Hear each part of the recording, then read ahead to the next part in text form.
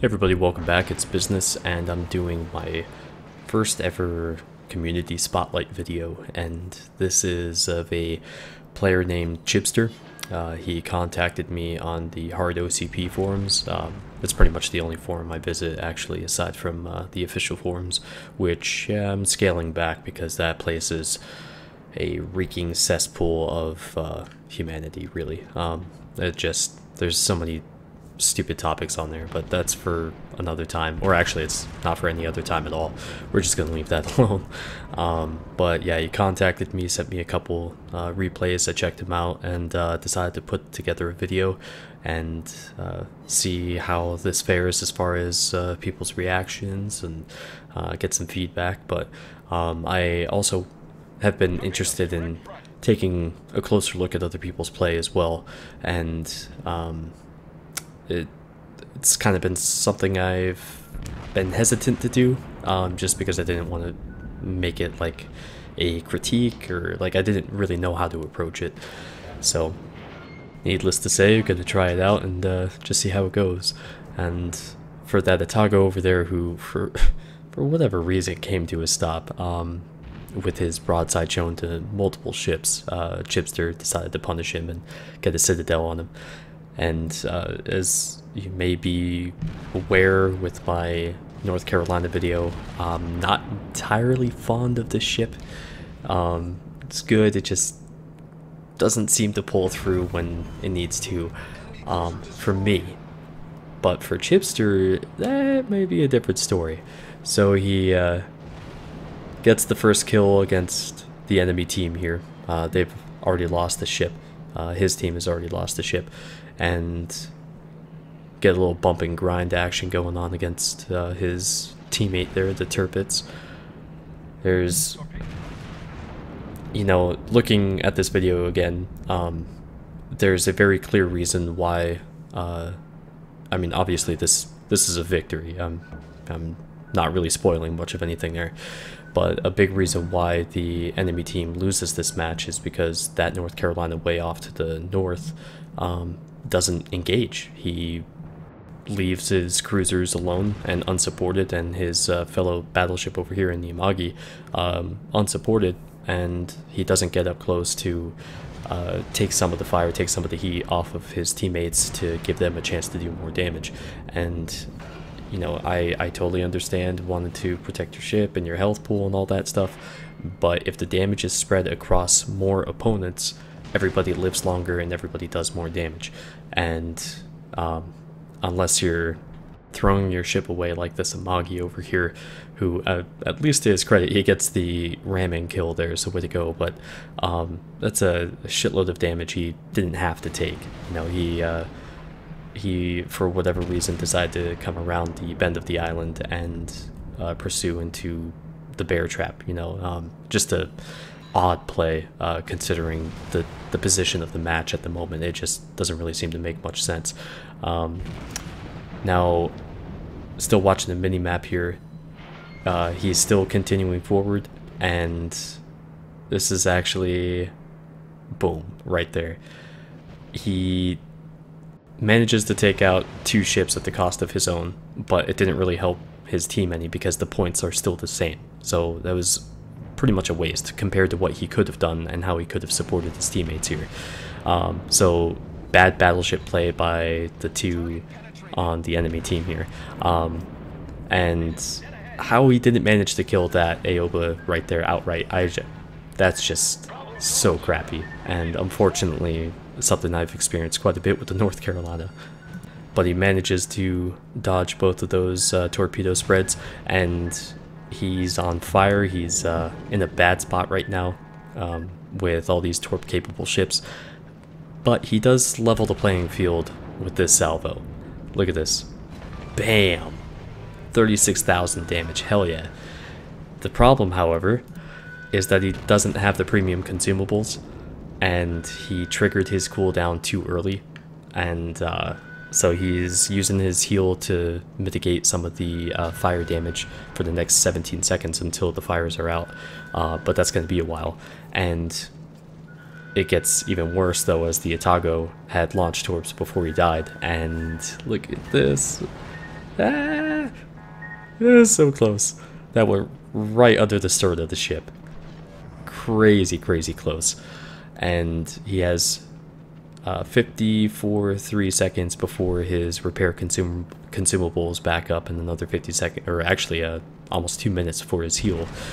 And he's in a dangerous situation right now because of that. And I have mentioned this in other videos at tier 8, at I would say maybe tier 7, but tier 8, when you start have the capability of earning, you know, 400,000 credits a match before repairs and all that, 45,000 credits for the premium consumables for the heal and the repair on the battleship is so worth it.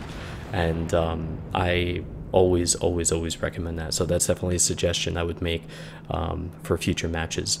And for the second clip that's in this video as well, it's even more important, or actually it's even less of an issue because it'll be in the Tirpitz, the premium ship, so he's going to gain a higher than average amount in that. So the North Carolina is still using his teammates as a shield, a meat shield here, unfortunately. And, well, unfortunately for his teammates. And there's a destroyer just to Chibster's north here, who actually gets up close and personal with a few of these ships and kind of helps direct some of the match for Chibster. You know, he stays aggressive and he stays in that kind of shepherding role where he's pushing the North Carolina and eventually a Tirpitz that comes up into the corner and gives Chibster a good chance of getting a win here. And good salvo.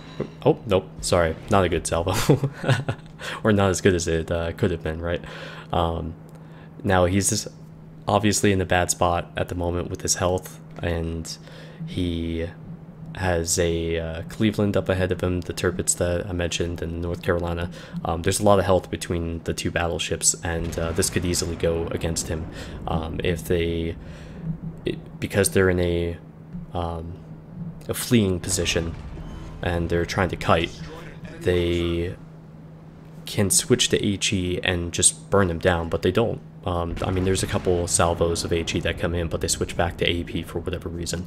So skipping ahead because they just continue to run.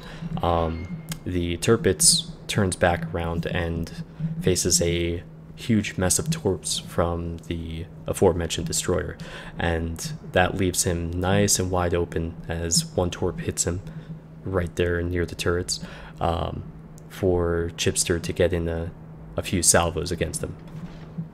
And you can see the damage counter in the top left here.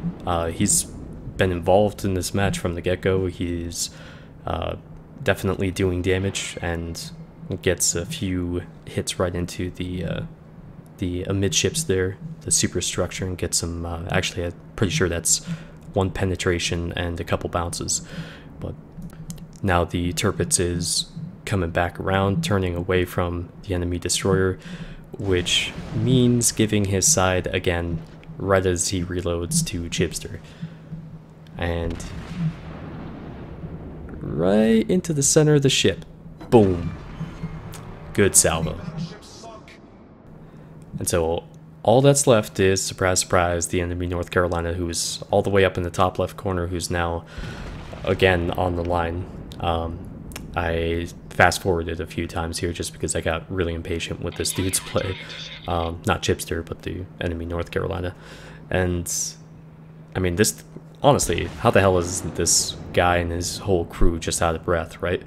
But there are teammates down to Chibster's south, and you know, they're just forcing the issue here, closing in around him, and he lines up another shot, although unfortunately he's turning away, but gets some decent damage there, a couple penetrations and another award, so he's up to a high caliber Confederate and a devastating strike so far in this match. And the damn North Carolina gets a kill, unfortunately, and extends this match just a little bit longer. So right there. All right, he's done. Look at that. So he gets Dreadnought and Fireproof awards on top of the other ones too. So 412,000 credit, 6,200 XP, and that was the only screenshot he had, unfortunately, of that match. None of the team score or the detailed specifics and as far as the damage, but you know, he did really good, north of 160,000 damage. So bravo to you on that match.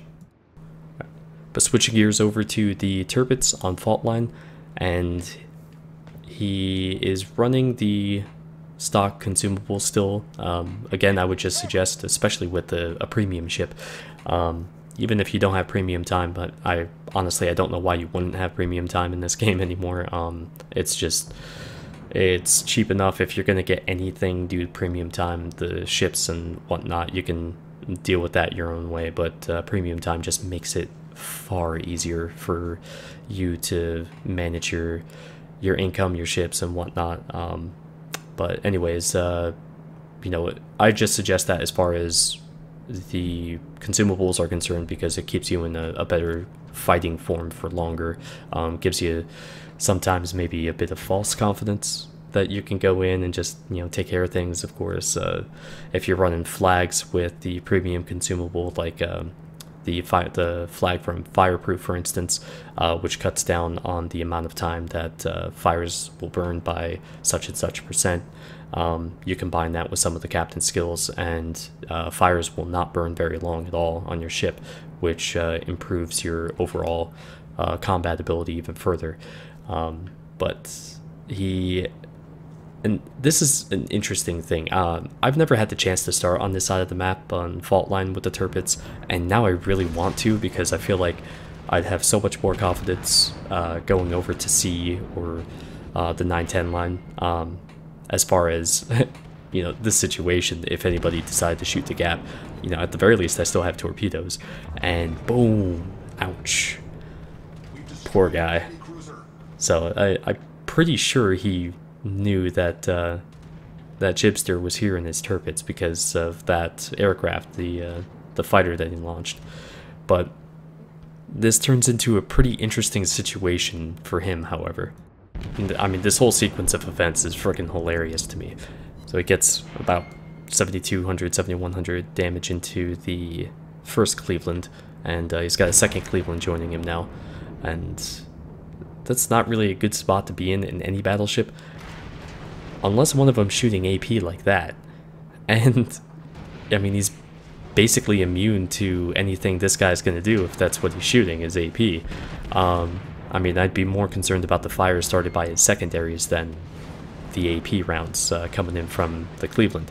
The other one, however, is shooting HE, and I was kind of wondering what direction this replay would go, because I I thought he was going to get rammed here, and he's getting so close to the minimum arming distance on the torpedoes.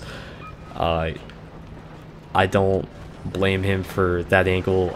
There's no guarantee that any other shot would have worked, so, you know, at the very least he got one hit with the torpedoes. Does get a Citadel on the other Cleveland here, so good shot there. And the other Cleveland is still shooting AP, so whatever. But he's getting assaulted by a destroyer that's off to his right at the moment. The Cleveland shooting AP beached himself, and now he's got his turrets, his rear turrets swung around to take out the other Cleveland there. And look at this poor guy. I feel bad. I mean, that sucks. Hopefully he was like, okay, I gotta stick to HE from this point forward. But I'm sure plenty of you out there would be like, nah, hell nah, he's a Cleveland, who cares? But he's lining up the killing shot here, right into the end of the ship. Boom. Good job. But he still has the destroyer to deal with, and he's not in a good spot as far as his health. I mean, he has the fire burning still, and the Benson isn't a destroyer that you want to face in this particular situation. Now, if you pay attention to his cooldown on his turrets here, his third turret is a half second ahead of everything else, so he only fired one turret when he wanted to do the full salvo and then switch to HE.